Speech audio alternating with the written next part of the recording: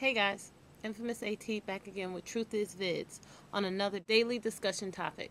This week's topic is the demise of Black History Month in most education systems. The girls and I thought this up mainly on the aspect of it seems like every year Black History Month, at least in the schools that I've been in, is getting less and less publicized and pushed.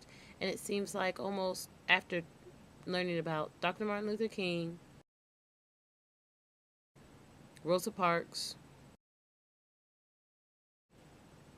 and Malcolm X, it stops ending. I actually had someone who actually thought the freedom riders were supposed to be part of the civil rights movement, and I just want to really just choke the life out of them. But it's sad how little people are learning about the history. Black History Month isn't just Black history, it's the history of this nation.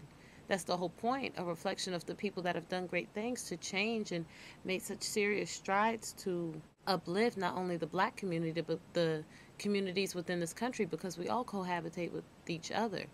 We all live within the same community, within the same realms.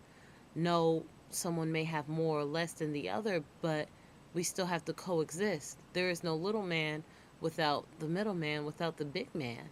We all need each other. So the publicizing and the educating the masses of the youth and explaining to them what really happened, not shying away from slavery because it's such a taboo topic. Then as we get older, we want to know, we find out all these things and go, wow, I didn't realize it was this serious or it was this bad. And America does a lot of sensitizing of its population, which to a certain extent I understand, but I don't know if it does really any good. But to get back on topic, this is just me personally. I feel like it's getting worse, and the loss of a lot of the youth is the lack of knowledge. You don't know who you are unless you know where you've been from. There's a big part of family history that's missing from a lot of these communities because the elders aren't communicating with the youth, and they're not explaining to them who they are and where they come from, what stock that they're bred from. And look at the history for the facts that it is. Look at what generations ago people went through and look at it now. What has changed? Maybe there's not whips, maybe they're not handcuffed, but there's still a very serious slight within the communities. There's so much racism back and forth, people angry and don't even know why they're angry, don't even know the right history to understand, and using terminology and different things to describe something they really don't know anything about. I had the opportunity last semester in school to participate in a reenactment of being a runaway slave, and it was at Connors Prairie it's located in Indiana. I'll put a link down below. It's kind of like a reenactment of the colonial days right here of what it would have been in Indiana. So it's a really, really cool place. It's really fun to go to in the summertime, and it's all colonial. But for a few weeks they have it's called the North Star Experience, and it's pretty much you and a group of about 10 to 15 people. You're all together and you run throughout this live. It's almost like an amusement park, but it's straight colonial, like from the outfits, the way they talk, the terminology. They have old stables. It's all walking terrain.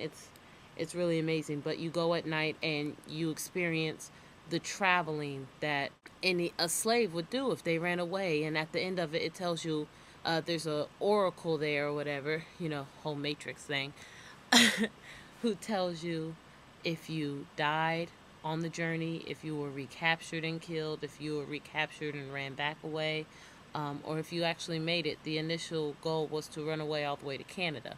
It's an experience, and it awakens you to different aspects that you may not have actually thought about before. And a lot of times we make jokes about, oh, if I was a slave, I would have did this or I would have did that. I was scared. No, they don't sit there and call you the N-word, but ladies, how would you feel if the only thing you were known for is to be a breeder? You either cook, you clean, and you breed. I'd never ever had someone call me a breeder before, and I didn't know how to even really react to it. A breeder. I also was exposed to the fact that there were freed slaves who would capture runaway slaves under the hints of they're going to help them and resell them. That was something that just completely blew my mind. All of that, the treachery of what it was and what slavery is, and it still exists. If some of you don't know, there are different forms of slavery going on within this country and all across the world. So don't think that slavery has ended. It's just changed its face. It wears a new suit. That's it. But staying on topic, I just wish that there was a little more exposure to black history and that it became like, just like you could come to a college campus and take African American studies or women's studies, why can't they apply that to the basic course of general education? Why are they making it just a small factor of a week's worth of material? Okay, during this period there was slavery, it was abolished in this time.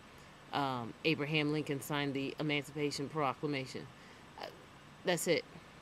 Congratulations, you're free. There's the three-fifths acts. Just all of it. All of it is crazy. Then, of course, there's the civil rights movement, active movements in the music world, and that whole aspect. I mean, a lot of people learn more about black history through entertainment, from like movies like Ray Charles, or Ray, Dreamgirls, different situations like that.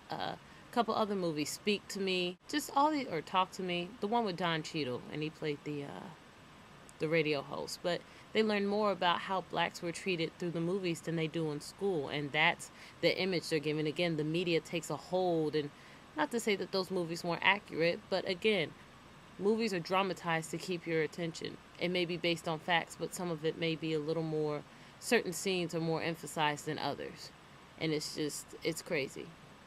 I think I've talked way too much now, so I'm going to let you guys go. I feel like there needs to be something done about how people are being educated and the changes that need to be made. The information needs to be changed. People need to stop faking the funk and start being honest. The more honest you are, I think the better it's going to be. I'm not talking about brutally, but let the truth be what it is. This is what happened.